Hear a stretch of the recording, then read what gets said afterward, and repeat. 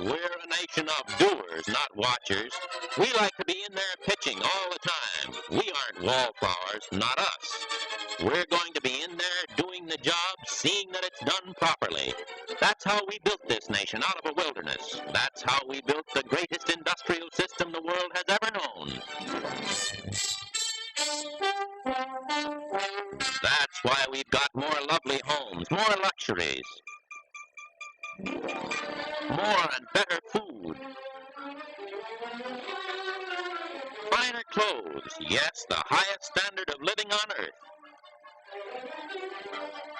We've done this by carrying the ball, by taking on the tough assignments and licking them, not by letting George do it. That's why some of us feel we're on the sidelines now when the country faces the greatest job in history. Take the next door neighbors. Dad feels that at least he should be helping with production, getting the goods and munitions out to the men who need them. But Dad works in a non-defense industry.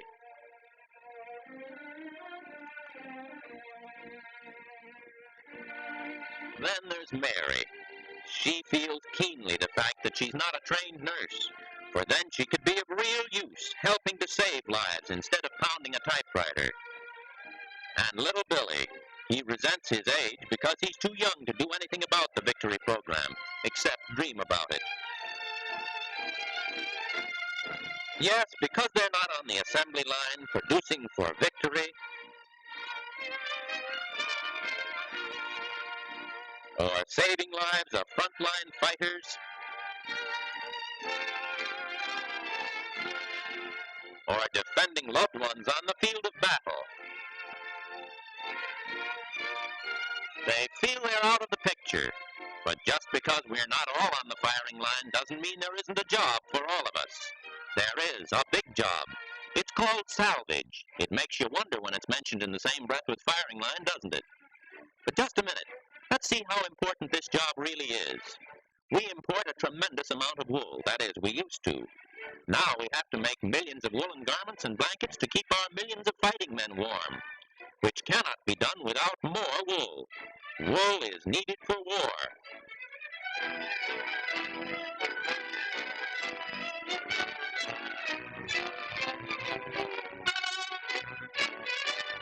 Take rags, for instance. They're needed for cleaning guns to clean up the Axis. Should mills weave cleaning cloth when salvage rags can do the job? Metal means armaments. Without chromite, we can't make a single pound of armor plate. Without manganese, we can't make a single ton of steel. The loss of the Philippines in one murderous blow cut off a quarter of our chromite supply. 3/4 of our manganese now have to get through enemy waters. 50% of the metal and munitions comes from scrap. It used to be possible to use worn-out equipment for scrap. But vessels lying on the bottom of the ocean can't be scrapped. Metal also means food. Food for our armed forces. Food for the United Nations. Food supplied in tin cans. Food for fighters.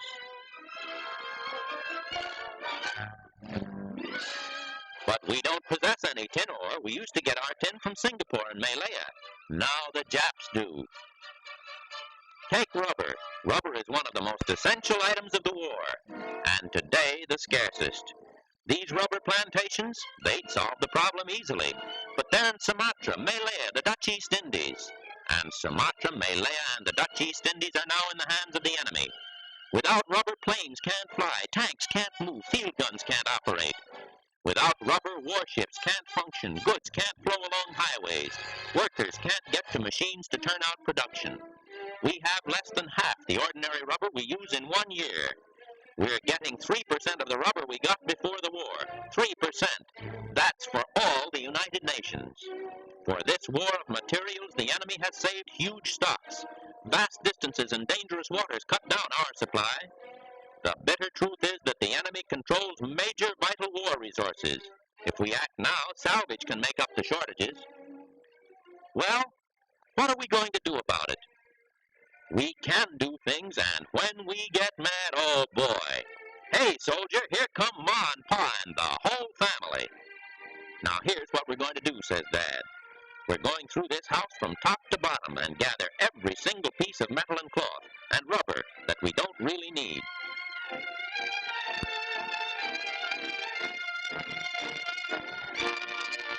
Yes, we've got the metal, none of us a great deal, a small piece here and there.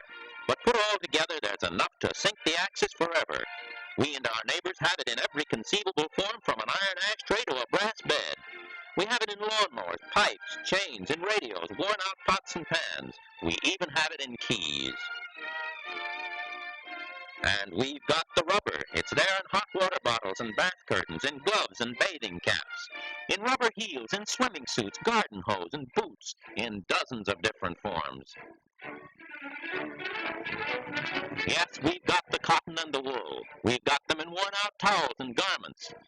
We've got them in house furnishings, in tablecloths, in draperies, in hundreds of different items that can be spared. Yes, we've got the iron, the steel, the copper, the metal, the rubber. Let's get it, and let's give it.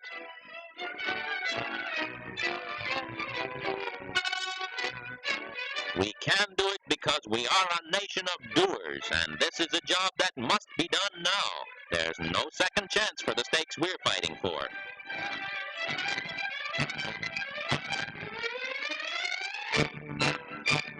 Salvage, not a thrilling word, not like tanks or guns or bombers. But as we go into action at home, we're putting life into it, and death for the Axis.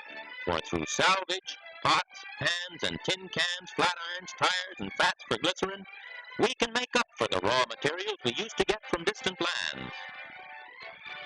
Salvage becomes vital when it leaves our attic or kitchen, basement, factory, or farm, and starts on its way to a little pile. It means more tools for war when it is brought to a community volunteer depot. It means power for our fighters when we sell it to a junk dealer or give it to a charity or take it to a collection point.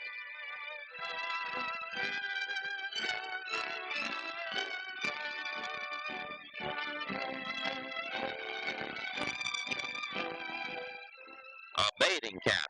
It didn't seem like much lying in the drawer of the bedroom dresser. It didn't seem like a great deal lying there in the box of scrap. But it begins to look like something when it gets in with Bill's stuff and Martha's and Jim's and Fred's and Nick the grocer's and Hank's over at the drugstore.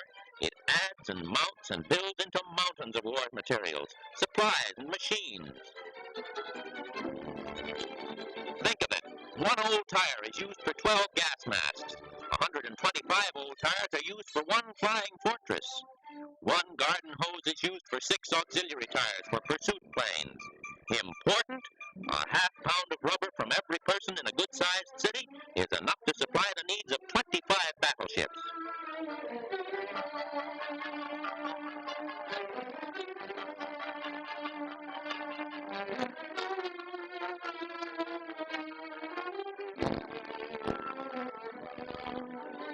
Salvage important. Fats and oils from pan and broiler drippings are needed now for glycerin to make explosives, to make it hot for Hitler.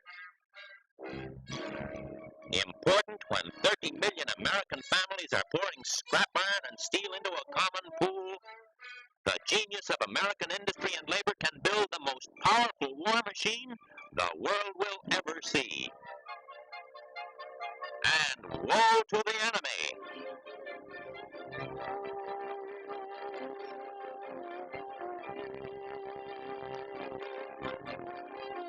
The word salvage not have meaning, not important? It's important enough to our Coast Guard. It's important enough to our soldiers. It's important enough to our sailors.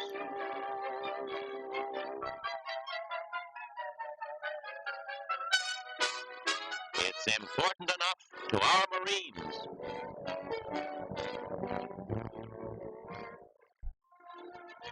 Yes, salvage is a life and death matter for all of us. Those who remain at home form the army behind the army. In the factory, on the farm, in the home, today no one is on the sidelines. Our president has said every child, every woman, every man has a job to do for salvage.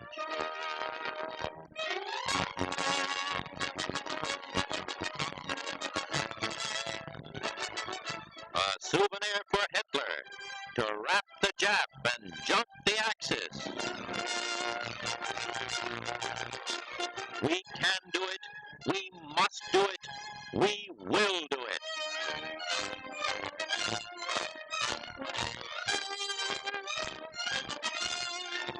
Ma is a doer. We can count on her to get every bit of salvage ready. Pa is a doer. We can count on him to get it to the depot. And Mary is a doer. We can count on Mary too. We must count on every child, every woman, every man to help America scrap for victory.